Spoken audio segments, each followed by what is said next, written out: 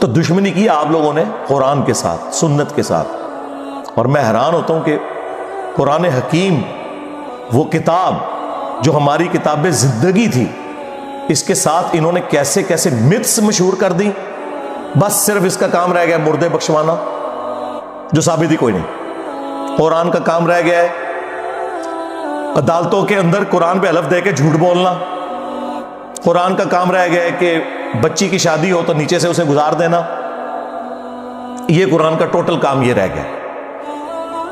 قرآن اس لیے نازل ہوا تھا یار، ایک غیر مسلم بھی آپ کو خط لکھے نا، امیگریشن کے کاغذ آ جائے نا فرینچ کے اندر، انگلش کے اندر، اور آپ کو یہ زبانیں نہ آتی ہوں تو 10 بندے ڈھونڈتے پھرتے ہیں کہ یار بتاؤ کیا لکھا ہوا ہے. اور اللہ کی کتاب کبھی اس کو ترجمے سے پڑھنے کی کوشش ہی نہیں کی، جبکہ ہر فرقے کا ترجمہ موجود ہے.